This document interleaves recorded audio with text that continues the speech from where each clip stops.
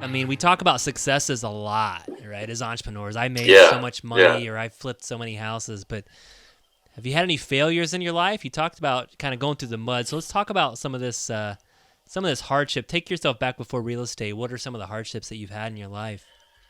yeah, definitely. I feel like everything leading up to this point has been a failure. But I've been learning a lot about failure in the past years, and I'm still going through failure. I think, like you said, that's just one thing that most people don't want to talk about. I can get on here and list all of the accomplishments, but I could also, like you said, list a lot of these failures that have led to those accomplishments. So just kind of diving deep into it. Previous to real estate, after I got out of school, so I ended up, we'll go way back. So was a young lad in college. I went to Baylor University.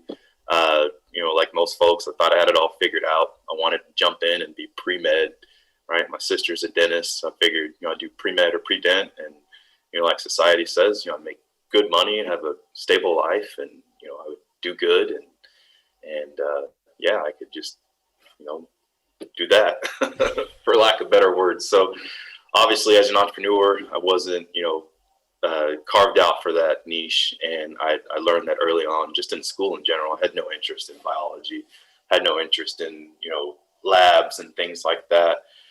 And kind of that wake up call was when my mom passed away my junior year.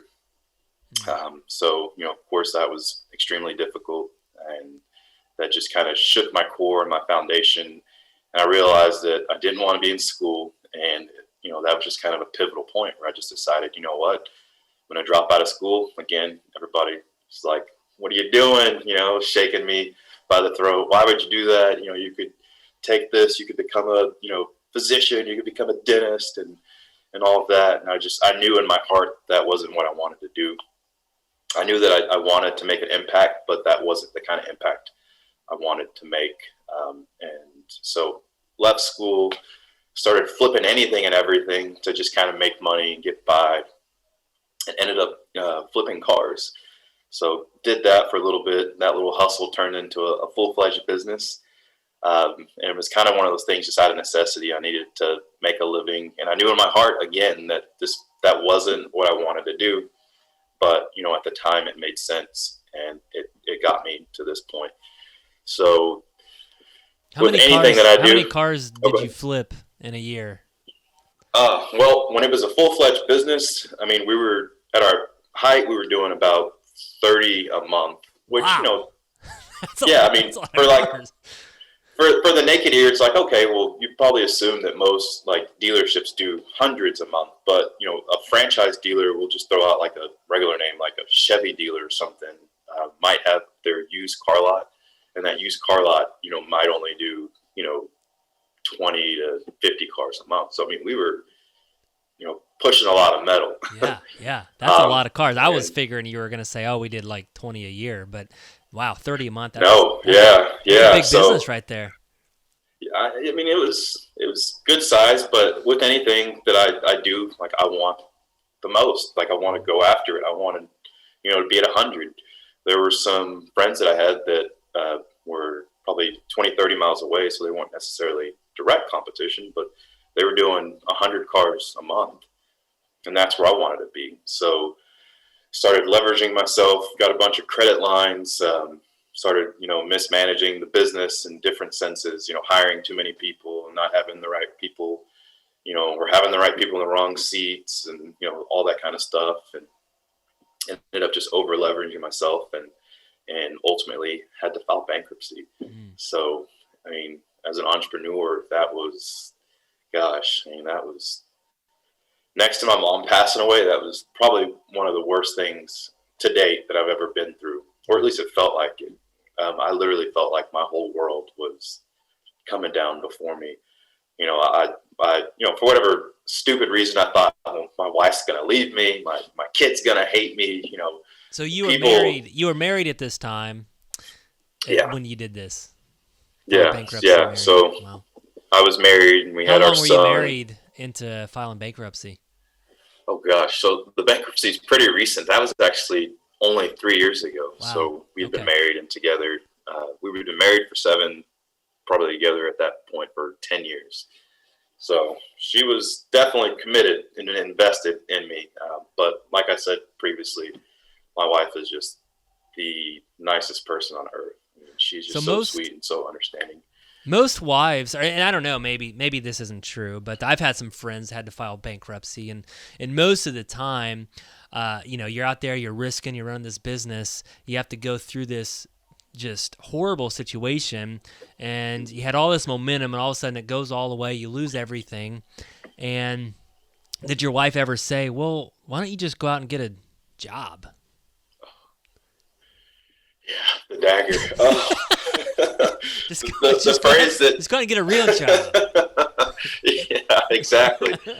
Um, honestly, and this is what I love so much about her. I mean, she never once said that. It was always, if you go out, and I tried. I mean, I tried to get a real job. I actually interviewed with some pretty prestigious companies. I actually landed a job. I mean, this is a true story. So I landed a job with a company called Thomson Reuters, if they're listening, and it was an excellent sales job. Had a great base, and earning potential was great. The only catch was they wanted me to move to Minnesota. And that's where I would facilitate the training ultimately, and then I would have to move to their headquarters out there. And I get to their location in Addison. It's like 20 miles from where I live. I pull in. I've already landed the job. Manager loves me. He's like, I love the fact that you had a business. You're an entrepreneur. You understand that. You're willing to take these risks. You're sharp. Just everything. I could care less that you didn't complete school and all that other stuff. And, I've got this bright future ahead of me. I pull into the parking lot 30 minutes before I'm supposed to go inside. I call my wife and I say, I can't do it. And she was like, I told you, why are you even there? Come back home. I'm like, but babe, we literally have no money. We have no insurance. We've got a kid, and what are we going to do? Like, we can't survive off of, at the time, she just got a job. So we're like, we can't survive off of your income alone. And she was like, look, you're not going to be happy unless you're doing something where you're in charge, or you're leading the charge, or you're, building a business. So come home, figure it out. So yeah, I mean, just reflecting on that, I mean, I just want to go, she's in the other room working from home. I just want to go give her a big hug, just awesome to have that foundation. And in that moment, those words, they meant a lot, but just, going back and saying that now, it has an even deeper impact, just kind of reflecting on that, because that was an extremely low point. It's very, very difficult as a man. I know you say you have other friends that do that and have been through that. And as a man, it's just like, you want to be the provider, you want to be the rock, you want to be the foundation. And then here you are, and your hands are tied. You can't even provide. I don't know if you know too much about the process, but you have a trustee that goes through all of your assets, and if you have anything, it goes to your creditors. So when it's done, you are literally stripped naked. If you've got carpet on the ground, they want that. Wow. If you've got your cell phone, it's like, hey, that's mine now. Like, we want. I'm being like a little dramatic, but no, it's like you come into the world naked, and the creditors take it off. Yeah, exactly. When you die, you get naked, and or if you file bankruptcy, you're naked. Yeah, exactly. Is going through something like that, I mean, looking back now, is it like refreshing? Or some people say, man, I'm so glad I went through that hardship. Or is it still just super painful? Like, man, I never wish anything like that on anybody else. Or was it a blessing for you? Talk to us about that. Yeah, that's a great question. I think definitely all three. I wouldn't wish that on anybody else. I know as entrepreneurs, we're so capable. We don't give ourselves enough credit, but first of all, to be an entrepreneur, you got to be pretty stinking crazy. I mean, you're going against a lot of odds, and I'm not saying that to discourage anybody, but and you're going against a lot of people. So you're going against odds and people. Everybody says you're stupid. You shouldn't do it. Get a real job. So go on. Sorry. Exactly. But if you can get past that, and you can get past your own self and all that other stuff that we could have a whole show on the mindset of an entrepreneur.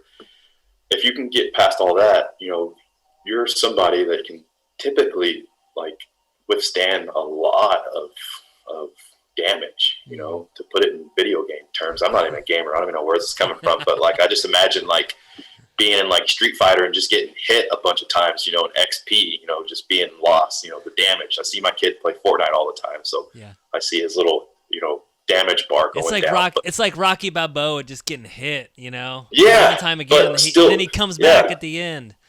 And exactly. He wins.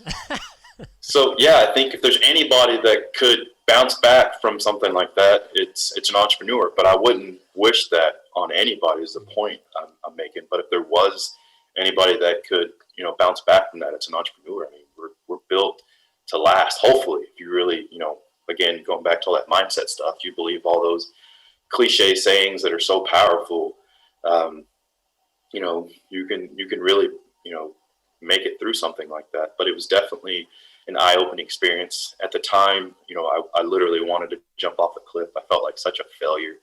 But looking back now, I wouldn't change it for the world. And honestly, I mean, there's still people in my immediate family that don't even know. So, that embarrassment is still kind of with me. And I mean, well, now they did do. a quick, well, yeah, exactly.